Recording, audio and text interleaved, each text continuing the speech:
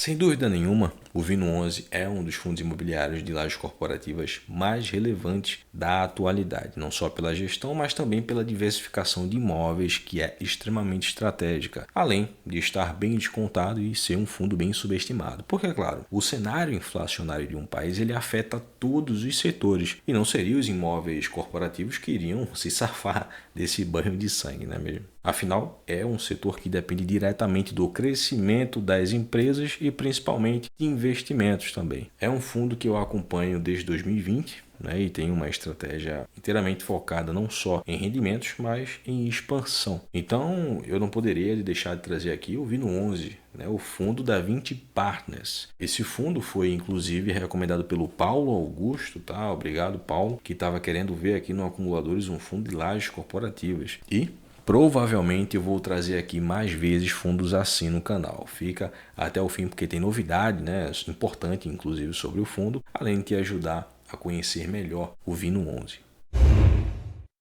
É um fundo que no momento pré-crise estava pagando ótimos rendimentos e crescendo as participações relevantes e diversificando mais o portfólio. Ano passado, ele teve aí algumas oscilações de altas e baixas nos rendimentos. Alguns locatários que tinham mais de um escritório reduziram, né, de tamanho, e muitos investimentos não foram feitos por ponderação à crise e por consequências dela também. Muitas empresas estrangeiras que tinham 3, 4, 5 escritórios acabaram reduzindo de tamanho e algumas chegando a apenas um escritório sede. O fundo, desde o ano passado, ele tem quase 100% dos imóveis locados. O fundo conseguiu se manter estável nas questões mais importantes, como endividamento, que inclusive, né, teve algumas dívidas quitadas recentemente, rendimentos e também a vacância. Mas por que investir em fundos de lajes corporativas num momento tão ruim para a economia?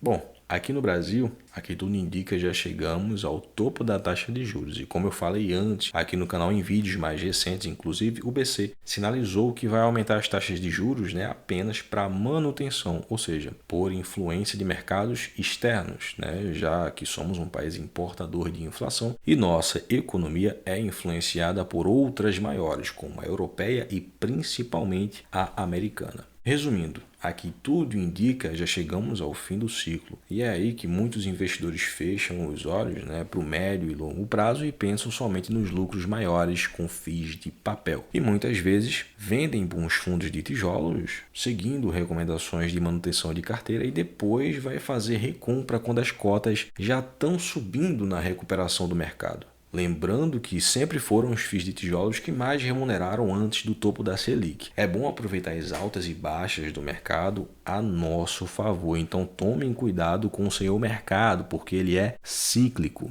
E já entrando nesse assunto, na última declaração, o gestor ele deixou bem claro o otimismo futuro, não só nos Estados Unidos, né? Como eu falei antes, somos um país economicamente influenciado, e principalmente o otimismo com a política monetária aqui no Brasil. O Vino11 ele conta hoje com 6 imóveis próprios, ou seja, 100% de participação, 4 com participações relevantes, ao todo são 10 imóveis. 2 ficam no Rio de Janeiro, o BM336, né, está 100% ocupado e o fundo tem 100% de participação. Tem como locatário a própria 20 Partners, que é a gestora do fundo, e a Austral. E o BMA Corporate está com uma taxa de ocupação de 96% e tem como locatários a CSSJ e a BMA Advogados, principais locatários, tá? Os imóveis no Rio de Janeiro eles estão fora de preocupação quanto à vacância. O restante do portfólio fica em São Paulo. O Oscar Freire, né, 585, ele tem 100% de taxa de ocupação e o fundo tem 66,7% do imóvel. O Vitacorá, né, ele está com uma taxa de ocupação de 100% e o fundo tem 66,4% do imóvel, né? Ambos os locatários são financeiramente saudáveis e alguns líderes de mercado nos imóveis que eu estou falando aqui, né, mostrando que estão localizados em SP, assim como os do Rio também. Enfim,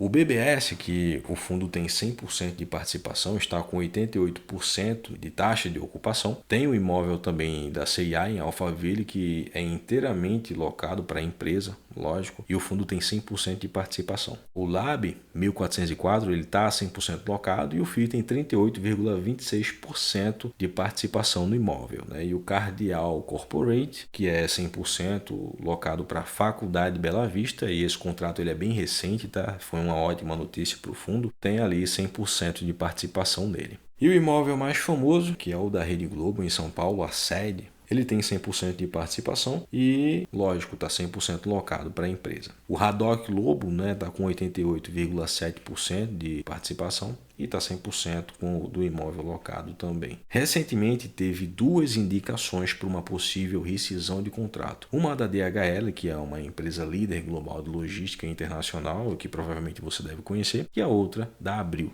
São áreas com porcentagens, digamos assim, muito pequenas e confortáveis para o fundo, caso isso aconteça, mas que no fim das contas fazem a diferença nos rendimentos. A gente tem que levar em consideração também que o Vino 11 ele foi na contramão do mercado, do segmento de lajes corporativas, tendo nenhuma inadimplência em 99% dos imóveis ocupados, até, lógico, esse exato momento. E isso desde antes da crise, tá? Agora que vem essa sinalização de rescisão de contrato, para você ver a saúde financeira dos locatários do fundo. Outra coisa importante, os contratos eles são indexados ao IGPM e a maioria ao IPCA. E também o período contratual é de mais de 8 anos. O fundo tem 1,3 bilhões em imóveis e o patrimônio líquido chega a ser 891 milhões. A alavancagem do fundo ela é tranquila de se pagar, não é uma coisa que sufoque ou prejudique os resultados, mas é algo importante para ficar acompanhando no fundo. Tem 2 dívidas com vencimento aí em 2025 e mais 2 aí num prazo bem confortável, com parcelas bem confortáveis no longo prazo,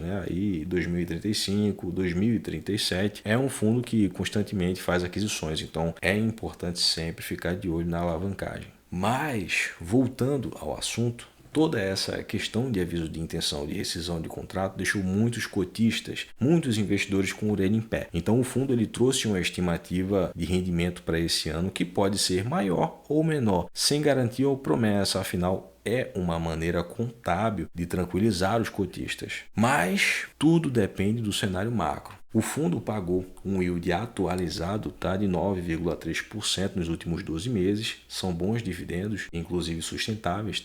O valor patrimonial por cota do fundo está em torno de R$ 53,79 e é um número atualizado. E ele está sendo negociado agora que eu estou gravando esse vídeo a R$ 47. Antes da crise ele sempre negociava acima de R$ 60. Então nunca decepcionou em estratégia de renda e principalmente em diversificação do portfólio. É uma boa gestão ativa. Inclusive, tem uma taxa de administração de 1,2% ao ano. O fundo atualmente ele conta com 115 mil cotistas e a liquidez média diária passa dos 1.400.000. Não é uma recomendação. O que eu estou falando aqui é o meu ponto de vista sobre o fundo, pelo tempo que eu acompanho e mostrando os dados e resultados dele. Agora, uma coisa é certa. A crise ela não vai durar para sempre e a hora de comprar bons negócios a preços descontados pode estar passando e a maioria pode estar vendo notícia ruim demais e achar que o ciclo ele não é transitório. O que é um erro, porque crises estendidas afundam a economia de um país e o Brasil não é a Venezuela e muito menos a Argentina. Para você, levando em consideração os dados, resultados históricos, levando em consideração todo o contexto macro, o Vino 11 é uma oportunidade? Você gostou do vídeo? Quer ver mais ativos assim com grande potencial no nosso canal aqui, no Acumuladores de Patrimônio? Deixa aí nos comentários a sua opinião e sugestão. Se for bom, eu trago. Se inscreva e ative o sino de notificações para não perder nenhum dos nossos próximos vídeos importantes. Curta para que a gente continue fazendo esse trabalho em agregar valor a outros investidores, compartilhando conhecimento e informação. Outra coisa importante, na descrição eu sempre deixo algo que possa te ajudar como investidor. E uma coisa que nenhum investidor pode viver sem é uma planilha de investimentos que possa organizar os seus investimentos de maneira mais completa, com divisão de classes de ativos, preço médio, porcentagem, e essa organização te dá uma gestão mais profissional do seu patrimônio e rendimentos. E, por consequência, a declaração de imposto de renda fica muito mais fácil e prática de se fazer exatamente por essa organização. E a gente sabe que é algo que se deixa de última hora consome tempo e estresse, mesmo que tenha um contador. Se inscreva, ative o sino de notificações, compartilhe também, porque pode ajudar outros investidores e não perca os próximos vídeos aqui do Acumuladores de Patrimônio, porque tem muita coisa boa vindo por aqui. Valeu e até a próxima.